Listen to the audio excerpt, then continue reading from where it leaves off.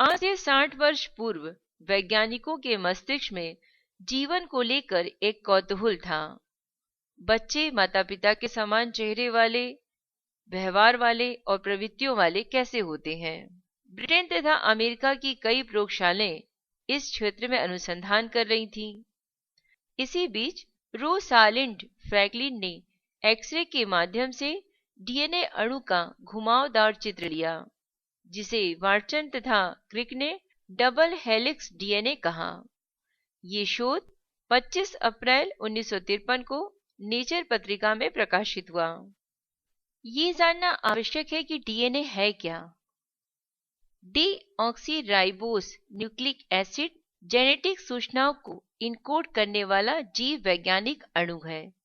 इसके माध्यम से जीवित प्राणी तथा विषाणुओं के विकास तथा प्रक्रियाओं की जानकारी मिलती है। आरएनए तथा प्रोटॉन के साथ डीएनए वह सूक्ष्म अणु है जो प्रत्येक जीव में विद्यमान होता है।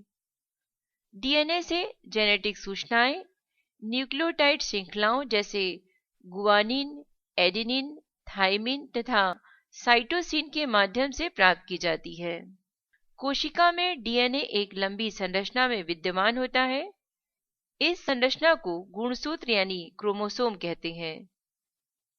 कोशिका विभाजन के दौरान जीव का गुणसूत्र समरूप गुणों के साथ विभाजित होता है।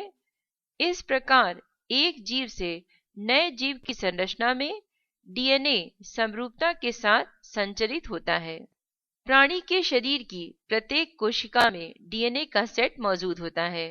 आनुवंशिक पदार्थ डीऑक्सीराइबोस न्यूक्लिक एसिड यानी डीएनए की डबल हेलिक्स संरचना की खोज ने 25 अप्रैल 2013 को 60 वर्ष पूरे कर लिए हैं।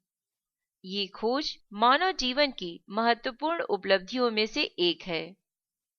इसने जीव विज्ञान को पूर्णतः आणविक बना दिया।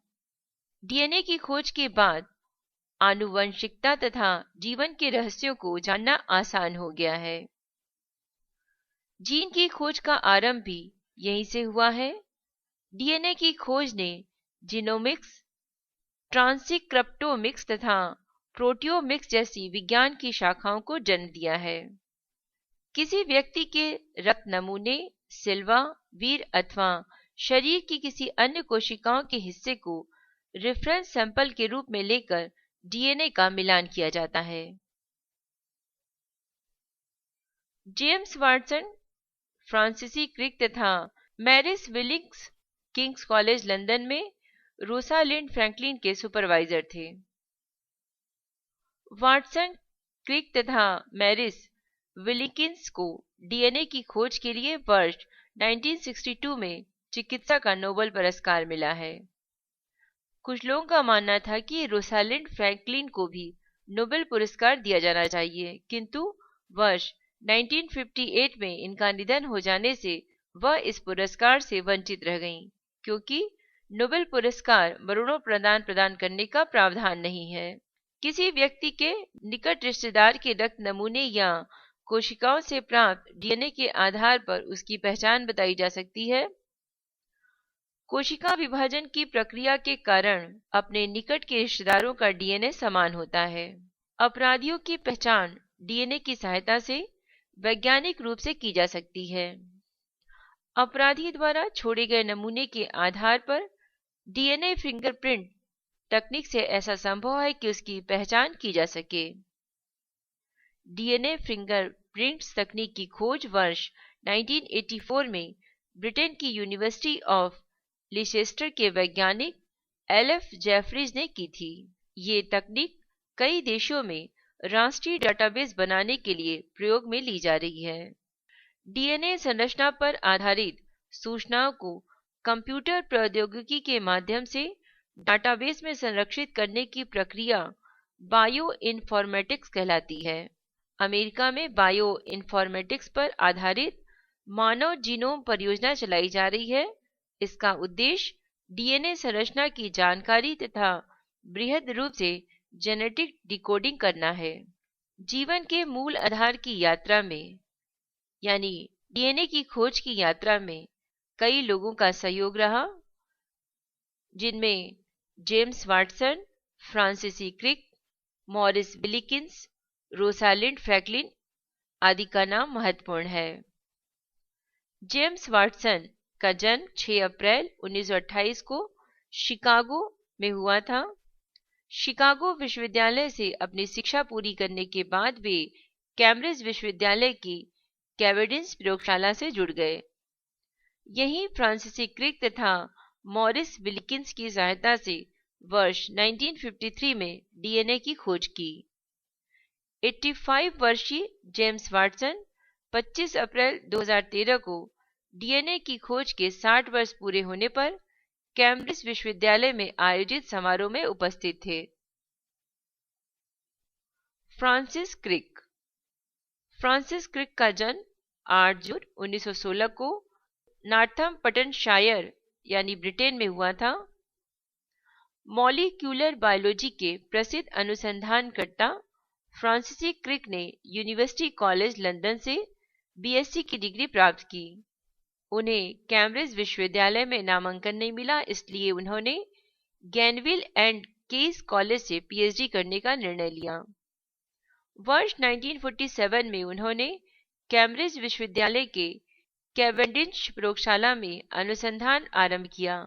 यहाँ जेम्स वाटसन तथा विल्किंस की सहायता से उन्होंने डीएनए की खोज की। 28 जुलाई 2004 को उनका निधन हो गया। Maurice Wilkins. Maurice H Frederick Wilkins का जन्म 15 दिसंबर 1916 को न्यूजीलैंड में हुआ था। 6 वर्ष की आयु में विलिकिंस का परिवार ब्रिटेन आ गया। उन्होंने सेंट जॉन्स कॉलेज कैम्ब्रिज में भौतिकी का अध्ययन किया। वर्ष 1945 में उन्होंने यूनिवर्सिटी ऑफ बर्मिंघम से पीएचडी की डिग्री प्राप्त की। द्वितीय विश्व युद्ध के दौरान विल्किंस ने आधुनिक रडार की तकनीक का निर्माण किया था। वर्ष 1952 में ये रोसालिंड फ्रैंकलिन से जुड़े। वर्ष 1953 में उन्होंने वाटसन तथा क्रिक को डीएनए की एक्सरे इमेज दिखाई, जिसके बाद वाटसन, क्रिक तथा विल्किंस की रिपोर्ट नेचर पत्रिका से प्रकाशित हुई और डीएनए प्रकाश में आया। 5 अक्टूबर 2004 को 87 वर्ष की अवस्था में लंदन में उनका निधन हो गया। Rosalind Franklin. Dark lady of DNA के नाम से प्रसिद्ध रोसालिंड फ्रैंकलिन का जन्म 25 जुलाई 1920 को नॉटिंग हिल लंदन में हुआ था। डीएनए संरचना की खोज में उनकी अहम भूमिका रही।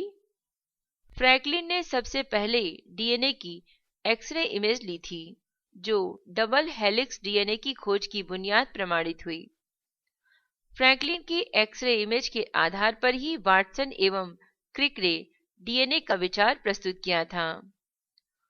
रोसालिंड फ्रैंकलिन ने डीएनए के अतिरिक्त टोबैको मोजेक वायरस तथा पोलियो वायरस की खोज में अहम भूमिका अदा की है।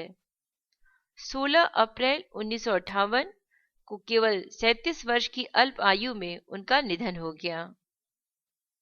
डीएनए से संबंधित कुछ साक्ष्य इस प्रकार हैं। माना जाता है कि 1869 को स्विट्जरलैंड के वैज्ञानिक फ्रेडरिक मिस्चर ने डीएनए की जानकारी पहली बार सामने रखी थी। 1878 में जर्मनी के अल्बर्ट कौशल ने 5 प्राथमिक न्यूक्लियोबेसिस की जानकारी दी थी। 1927 में निकोलाई कोल्सो ने आनुवांशिक अणु के होने की संभावना व्यक्त की थी। 1937 में विलियम एस्टबुरी ने एक्सरे डिफ्रैक्शन के माध्यम से डीएनए के रेगुलर स्ट्रक्चर को पहचाना था। 1953 में जेम्स वाटसन तथा फ्रांसिस क्रिक ने डीएनए के डबल हेलिक्स मॉडल को स्पष्ट किया। 1962 में डीएनए की खोज के लिए वाटसन, क्रिक तथा विल्किंस को चिकित्सा का नोबेल पुरस्कार दिया गया। 1984 में ब्रिटिश वैज्ञानिक एलिक जेफरीज द्वारा डीएनए फिंगरप्रिंट्स तकनीक का विकास किया गया। डीएनए से संबंधित ये जानकारी अनीता शर्मा द्वारा ध्वनांकित की गई है। ये प्रयास आपको कैसा लगा, आप अपनी राय हमें मेल कर सकते हैं। मेल आईडी है voiceforblind यानी वॉइस फॉर ब्लाइंड @gmail.com। धन्यवाद।